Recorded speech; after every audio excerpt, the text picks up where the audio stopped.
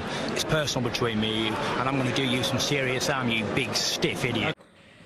The untouchable True School Sports Empire proudly presents something the boxing games is missing. Hey, what's going on? It's your boy BT, and I came here to talk some boxing with the thousands of True School Sports subscribers. So I absolutely have to chime in on this because, you know, we're now in what you could consider the aftermath of David Benavidez versus Caleb Plant. You know, both guys' career, both Benavidez and Plant respectively, they're going to start to take shapes, narratives will be formed, the people are all going to have their opinions on what each fighter should do for themselves, right?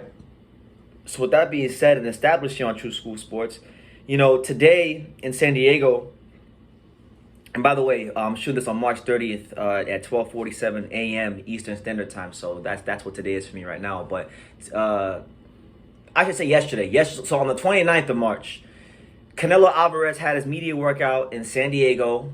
And listen, he made his intentions very clear for what he would like to do if he should be victorious against John Ryder on May 6th. If he beats John Ryder, right, and moves on to his next thing. You know, a lot of people obviously clamoring from the David Benavidez fight. David Benavidez has been talking a lot about the fight.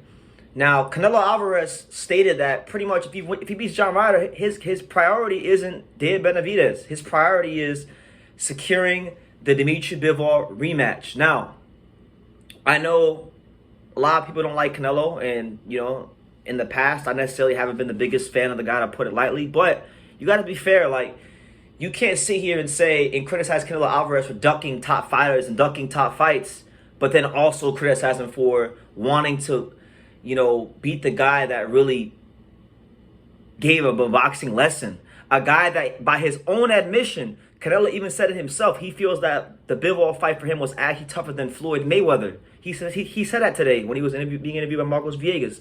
So if that's how he feels, and, you know, we saw how easily Bivol beat Canelo. He was never really in trouble. He was never really hurt. It wasn't a fight that was hard to score. And it was a fight where it really, in a lot of people's eyes, kind of gave them a reality check toward the fact that they know Canelo Alvarez is a great fighter, but he's not a light heavyweight great fighter. He's just a guy that won a title at light heavyweight, but he's not necessarily a great light heavyweight. And that's okay because this is a guy that turned pro at, like, what was it, 147, you know? So he's done a hell of a lot in his career. But, you know, I see a lot of people now coming out and like, come on, man. Like, it's funny that this shit is coming from me of all people, because I'm the guy who just last year had his channel called Canelo Exposed by Bivol for like a whole month, all right? I'm not the biggest Canelo fan, but I don't hate the guy. Like, I respect him because a lot of fighters will lose fights and they'll say, you know, the way he loses them, and they'll say, oh, well, I don't want to fight him. I want to go the easier route. I want to do a tune-up fight. I want to, you know, pad my record up. I want to get my confidence back. And he's like, no, you know, fuck that. Throw me in there with Bivol. I think I could beat him. And the thing is with Canelo is, I think it's corny when he makes the excuses of saying he got tired and he's saying that Bivol didn't beat him because he was better. Bivol beat him because he was tired. That's bullshit. He beat you because he was better than you that night, and we're not going to make excuses. But he has this conviction that he is better than Bivol, and he wants to prove it. So you got to respect a proud champion like Canelo Alvarez wanting to fight a guy that really is, in my humble opinion, and it's not even an opinion, it's a fact. He's a tougher fighter than Benavidez, because Benavidez isn't going to win like 10 to 12 rounds against Canelo Alvarez. No doubt, no way, no how, right? So pivoting off that, right, because I wanted to establish that first. You guys know where I'm coming from. Pivoting off that, you know, I've seen Jose Benavidez Sr. Doing multiple interviews, going around, making his media rounds with the likes of Eli Sackback, making his media rounds with the likes of Marcos Villegas and people like this, right? He stated, all right, that basically they already have a 3-fight contract in place, and they've had a 3-fight contract in place since, you know, before the Caleb Plant fight. And those 3 fights were Caleb Plant, 1, David Morrell Jr., 2, which we've heard is the fight that's been signed. I've heard from multiple people in boxing that fight's already been signed even before, like, the Plant fight.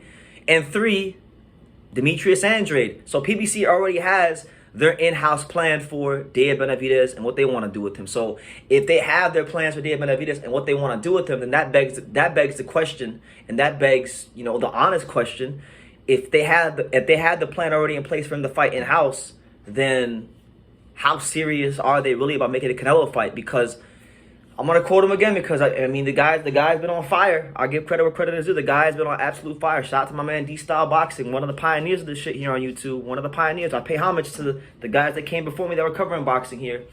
He said basically that a lot of people aren't even asking the right question when it comes to a potential Canelo Benavidez fight, because we know that Canelo contractually is with DAZN right now.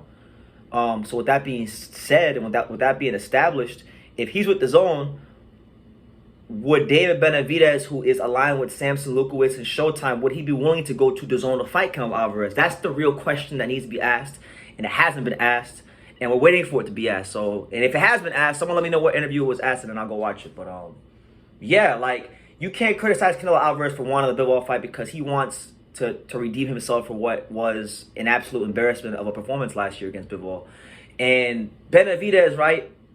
Like, I'm not gonna fault Benavidez the fighter, because if Benavidez is ultimately doing what the fans would want him to do, which is calling out the big names, making noise, causing a ruckus, causing a stir, and you know, like, it's better that he does that, honestly, than not do anything. Because if he wasn't doing that, then fans would say, well, why isn't he calling out Canelo? Why isn't he, you know? So it's a catch-22. I'd rather him call out Canelo and get his name in the headlines and cause a stir than to not do anything at all.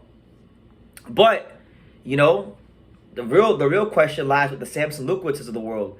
You know, would they fight Canelo if a legitimate deal was offered to them? Because, you know, let's call a spade a spade. Benavidez has had multiple opportunities to move up to light heavyweight or to explore bigger fights early in his career, like when he could have fought Better Be at light heavyweight when the WBC moved him up after he missed weight, or like years ago when he tried to leave Al Heyman and then try to go fight Gilberto Ramirez on Top Rank for the super middleweight title years ago, and then that wound up not happening due to, you know, Samson and Arum having to hash things out, you know. So David Benavidez is a guy that he's kind of been mismanaged to a point, because I feel like he really should be a bigger star than he is at this moment in time. He's just, if he's 10 years in and he's now getting to the pay-per-view level, he could have been at pay-per-view level like, you know, a little earlier.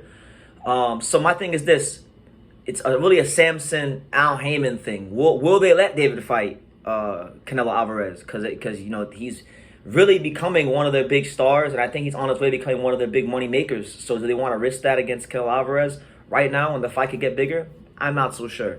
You know.